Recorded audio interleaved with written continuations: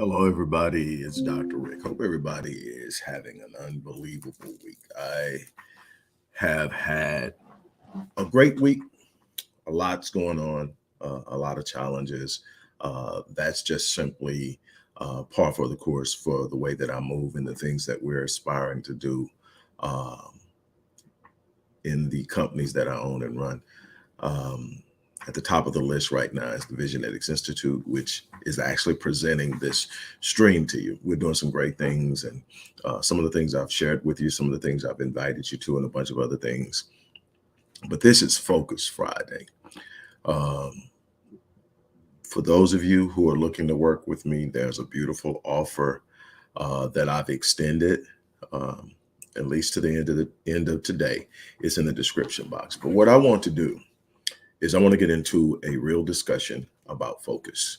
This is Focus Fridays, and you can find a plethora and massive number of motivational speakers, inspirational speakers, social media influencers, and public speakers and authors and everybody. And the thing is, you gotta focus. You gotta focus. You're not focused. And I think that it's important that you have focus, that you are focused, because a lack of focus leads to mistakes. It leads to repetitive effort, which is a waste of energy. It leads to a lot of different things. And it needs to be something that is fine tuned, something that you can consistently replicate, meaning that you can wake up every day and know how to find your focus, know how to get yourself set up. And the thing is, there are so many things that interfere with your focus. People often say, I hear you saying focus. It's not easy for me to focus. And there are some people who are going to have a natural struggle with focus. And I'm going to talk a little bit about 5 of the primary causes of focus. The inability to focus. And I'm going to talk about some of the things that I think we really need to be aware of, because a lot of times it's not simply being unaware or not willing. There are some real issues that you need to be aware of so that you can get the proper help. I think it's important that we understand these things. Here's the biggest and number one and most emphatic influencer on the lack of focus. You're tired. Um, you need a certain amount of rest, physically, emotionally, psychologically, and spiritually, to be at your prime. One of the things we do is there's this push, and it's been out there, and I get it. I've been a part of it. The hustle click. Get on your grind, get on your grind, get on your grind. And there is a time and a place for that. There's a time where you need to wake up early and go to bed late. There's a time where you need to be so centered on your grind and on your hustle that nothing turns your way, nothing stops you. But what you got to understand is there's a cost to the hustle. There's a cost to the grind. And if you don't know how to bring balance to it, the grind will destroy you. The grind may even deliver to you some of the things that you desire, but at the end of the day, how healthy will you be to enjoy it? Those are the things that you have to really and truly consider. And when you're mapping out your scheme of how you're going to move in the world, your schematics need to be aware of your physical capabilities, your mental, emotional states, and everything. And that's one of the things I focus on with my clients. It's not, when you talk about being a life strategist, whatever you want to call it, life coach, whatever you want to call it, I operate on both spectrums. As a psychologist, I work with people dealing with trauma, dealing with all other types of issues. As a life strategist, or if you want to call it a life coach, I help people excel in the psychology of performance. In other words, how to hit their heights. But let me tell you something. There's got to be a self-awareness about oneself that knows where you are, when you're feeling something. What does that feeling mean? When you're experiencing something, what does that feeling experience? The lack of focus is an indication of something. It's not simply a state of being, it's a symptom of something. One of the biggest causes of a lack of focus is you're going too much, you're doing too much. You need to get rest. You need to get rest from certain things. Certain things will exhaust you more than others. There's a thing called decision fatigue.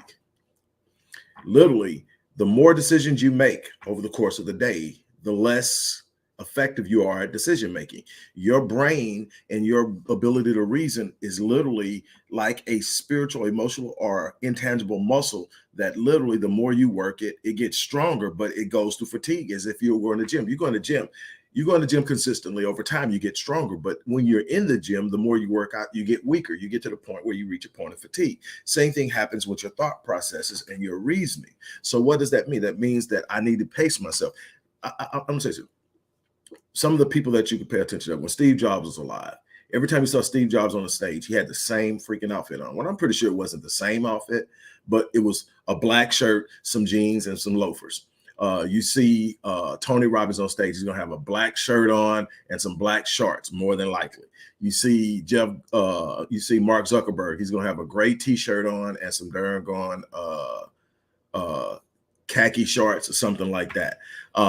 And you go on and on. And what's really behind that? Why are these extremely wealthy people who can afford to have these unbelievably expansive wardrobes wearing the same freaking thing every day? Decision fatigue. If you talk to them and ask each one of them, they'll tell you, I don't want to make a decision I don't want to waste one of my decisions on what I'm going to wear. So if you look in their closet, they probably got Zuckerberg probably has 40 gray t-shirts. Just walk up there, yank one off a hanger, throw it on, go on. And think about how much energy a lot of us spend just deciding, what am I wearing today, man? And if you put this on, you take that off.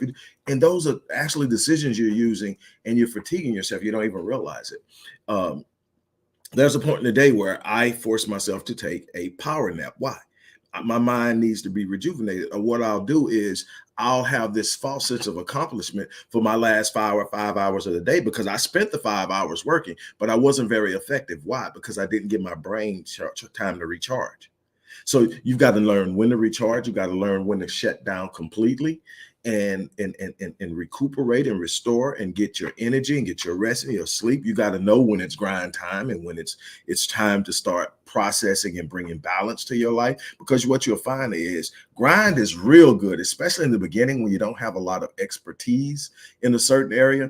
Grinding is good because it's your effort, your energy, your desire and your passion that's pushing you into spaces that you're not familiar with so that you can learn. But the longer you're in the game, the more aware you are, the more knowledge you gain, the more expertise you develop, the more effective and efficient you should become in doing the things you're doing, and the less energy and time it should take. And you should also at some point reach a point where you can delegate some of the things that you're doing, because you've built out and you've grown and you've created collaborative opportunities. Everyday life is another thing. That's number 2. Everyday life is another thing that can get in the way. And I'm just going to make this real brief assessment. The crazy thing that I find in my own life, and definitely in the life of a lot of my clients, is when we talk about the everyday life getting in the way of your focus, it's a dichotomous opposing force. In other words, a lot of times you got so much going on at home, you can't focus on what you need to focus on when you're at work, whether you're in the field, whether you're in the office, or whether you're in the plant, whether you're on whatever it is you do for a living. If it's too much going home, you don't have the ability to focus. Why? Because your mind isn't totally there. Your mind is back on the things you hear. You haven't developed the ability to leave those things there, and they may be so self-imposing and so overwhelming that you can't drop them emotionally. You can't drop them psychologically. You can't drop them, so you're carrying them to work with you. The same happens on the reverse side. You can have so much going on at work, so many projects, or so much pressure from your boss or from your clients or from a whatever perspective that something needs to happen, that you're now taking that home and you can't focus on the time that your family needs, your wife needs, your children need, your house's upkeep needs. And so what happens is you don't have the focus in these areas, because you got too much going on, and you need to learn how to streamline life. You need to learn how to have a priority of the things that absolutely have to be dealt with on a daily basis, at home and at work. And you need to know when to turn one off and when to turn one on. The thing is, there are those things that are pressing. There are those things that require some energy, some time, and you need to know what those things are. There are some things that can be, okay, This is not a pressing thing. I'm going to deal with the pressing things. If I get to the day, good. If I don't, the world won't fall apart. I'll put it on the list for tomorrow and I'll get to it. But what I will not do is stress myself about not getting it done to the point that now the things I am working on are suffering because I'm not giving it my full attention. So the next one is the whole multitasking thing. Boy, let the average woman tell you she's an expert multitasker. And she's going to bam it over your head, men, that she is a better multitasker than you. And the truth of the matter is, technically speaking, no one multitasks.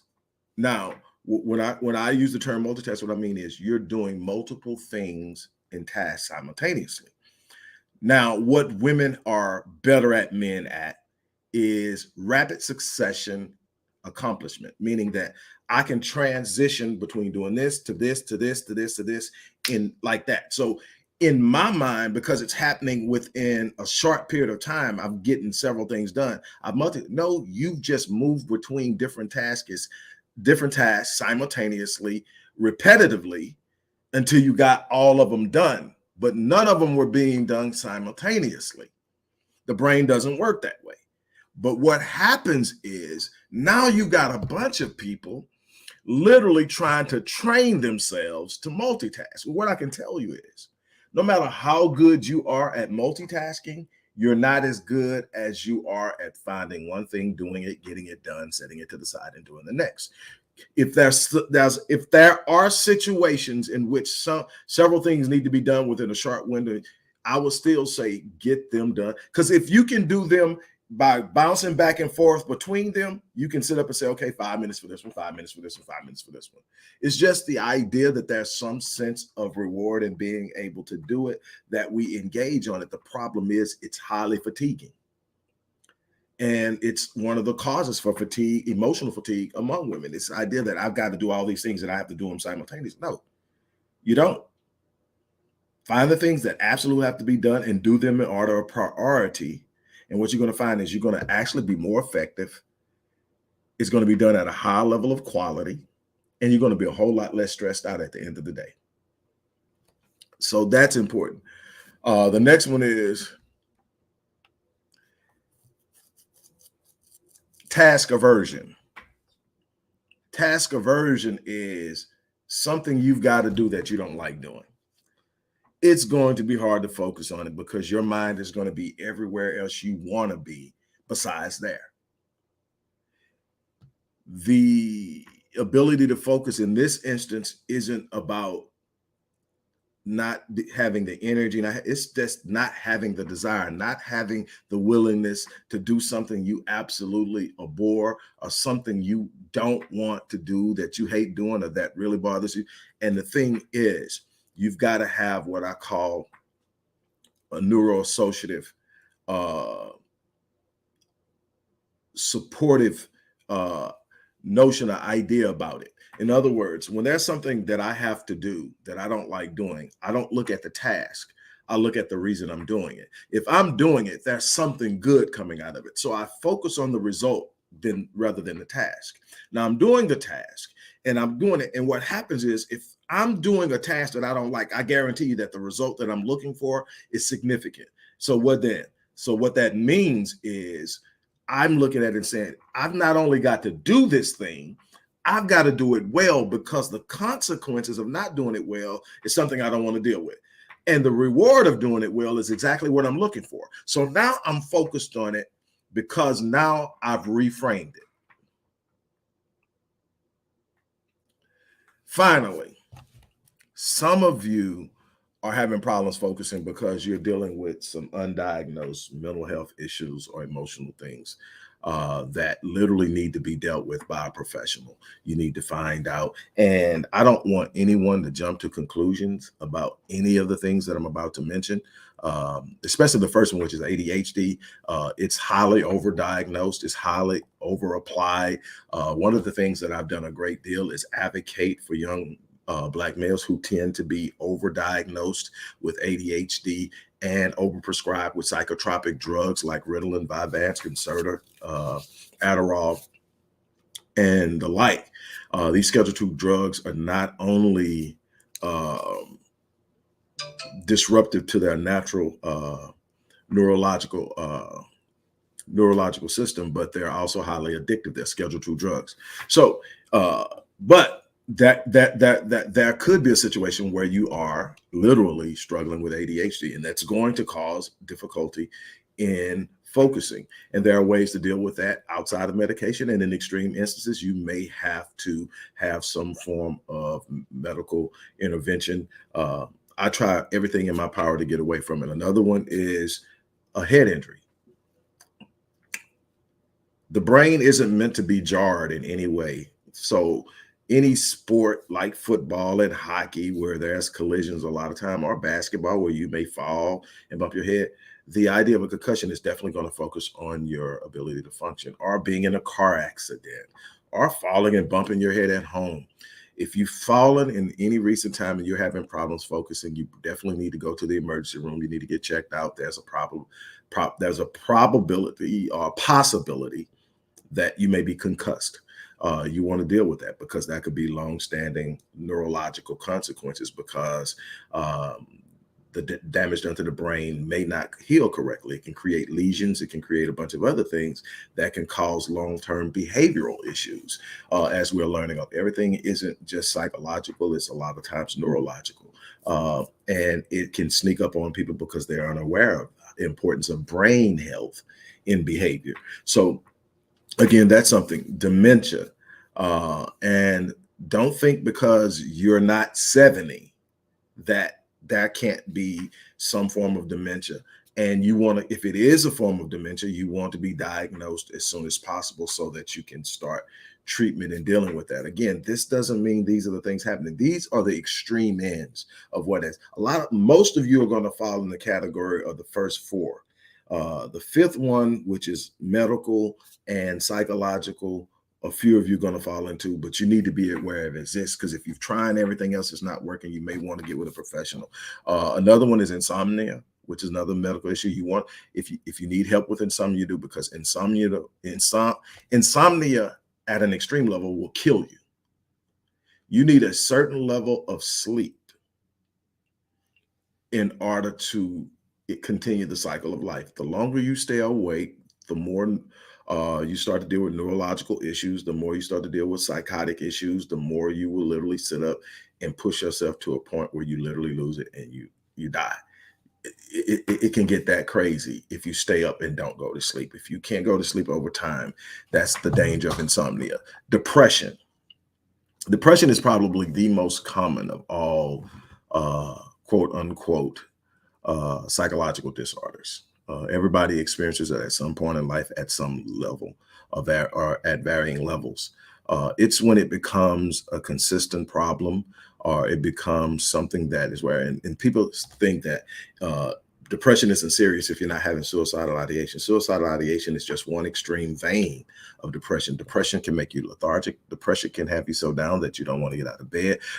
Depression can literally rob you of your ability to focus. It can literally take you to all the different places that you don't need to be, don't want to be, but it is pulling you because it's strong in its weight. One of the worst things that you can do is underestimate depression. If you're feeling down and it's been more than a week or so, you may want to start thinking about touching bases with someone and finding out what's going on. Anything that's carrying on for weeks and months at a time definitely needs to be addressed on a professional level. There needs to be some form of intervention, because even if you're not having suicidal ideations, even if you still have a positive outlook and you're trying to lift yourself up, it's having an impact on you health-wise.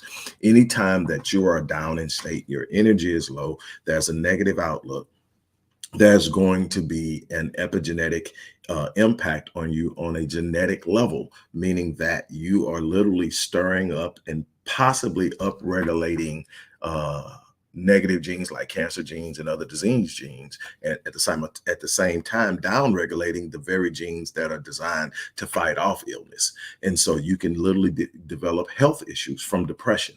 So it's important to understand what starts out as simply a lack of focus can end up being something much worse if you don't address it. Stop thinking that things will just work themselves out in life. Become very proactive in what you do. Become very proactive in um, uh, in being aware of what's bothering you. Don't take anything as being light. Everything in perfect homeostasis, you should feel good. You should feel great. It doesn't mean that everything in life is going great. That should be a certain level of confidence, a certain level of peace, a certain level of joy. And what you've got to understand is anytime there's an interruption of something negative, it's on a lower frequency and it has an interruption of how you're able to stabilize during the day. You have gratitude, love, high expectations, positive anticipation. All this stuff is 500 hertz and higher when you measure the energy you emit when you're in that state. When you're in lower states, fear, trepidation, anger, jealousy, envy, strife, bitterness, all of this is 250 hertz and lower. The energy you're emitting isn't just a repelling positive energy, it's also attracting negative energy because energy attracts like energy. That's not the only thing. That negative energy has a negative impact on the body. Negative energy tends to trigger a stress response. That means the adrenal gland that sits right above the kidney is starting to produce adrenaline and cortisol. Cortisol in short bursts is awesome. It's great for workouts. It's even greater if you get into a situation where something is about to happen to you and you need to run a fight. Fight or flight response is the release of adrenaline and cortisol. Heart rate speeds up, prefrontal cortex shuts down. All that blood that would normally go to the prefrontal cortex, where you do all of your thinking and decision making and reasoning and rational. Where does it go? It goes to the extremities. It goes to the extremities so that you can fight or run. That's a short-lived situation. You get into a situation where you need to save your life. You get out a couple of minutes later, you're safe. What happens? Heart rate goes down. The metabolism burns off the cortisol and the adrenaline in the bloodstream. Everything settles down. You stop sweating. Blood starts flowing to the prefrontal cortex. You process what happens. And how you process it is going to determine actually how traumatized you are about it, if traumatized at all. But if you're living every day in a state of stress all day long, cortisol is in the bloodstream. It's attacking the organs. It's attacking you on a genetic level. It's upregulating disease genes. The number one cause, and they're not going to tell you this, the number one cause for cancer isn't carcinogens. It isn't hereditary in the sense of I inherited the proclivity for cancer. No, it's environmental. And I don't mean environmental as in what you're breathing in the air. I mean environmental as in the life you're living. How stressful is your life? How often are you upset and angry? How often are you fearful? How often are you stressed and worried about your job? Number one causes for upregulating cancer genes. Illnesses like lupus and so many others have this direct connectivity, and most people don't realize it. You've got to manage the stress. That's the big thing on depression. And to follow that up is another psychological disorder that's real big right behind depression is anxiety. Not being able to manage the flood of worries and concerns, or what's going to happen at any given moment. And everybody has a certain level of anxiety about doing something. Some people have stage fright. Some people have fear of being in large crowds and all of these things. But when it gets to a point to where it's impacting your ability to function, impacting your ability to enjoy life, then there has to be something that you do about it that literally gets you to a better place. And the beautiful thing is no one is ever stuck anywhere. If I could ever get anything across to you, the one thing that I would want to get across to you is that no one is ever stuck in a situation. You have to know how to work yourself out of it. You have to know the lanes and the ideas in the past. And if you don't know, find someone who does. Do your reading, do your research. Find someone who is capable of getting you from where you are to where you need to be. But don't believe that poverty is not a lot in life. Suffering is not a lot in life. Being mistreated and mishandled is not a lot in life. Worrying all the time is not a lot in life. It's a state that you've become connected to and identify with at a level that you keep reliving it. It has become a cycle of your existence, and you have the ability at any given time to stop the cycle. So that's the challenge I'm going to put on to you. Be aware of what's going on. Focus isn't just this little thing that people like throw. Focus. You didn't do it right because you didn't focus. Nobody ever asked, well, why are you having a hard time focusing? That's going to be a question that if you work with them, okay, are you able to focus? Is focusing an issue? Because we need to get to the source of it. We spend way too much time focusing on symptoms in the society and not enough time on causality. When you deal with the origin, you automatically eliminate the symptoms. All that being said, look, I hope that I gave you something to work with on Focus Friday. Um, I'm going to do everything I can to bring you content that you can use, content that you can apply to your life, content that gives you a clear understanding, help you frame things, and help you make decisions that help you move. This is extremely important in life, to be at your height, because not everything is going to happen in your timing. Not everything is going to happen the way you think it should happen.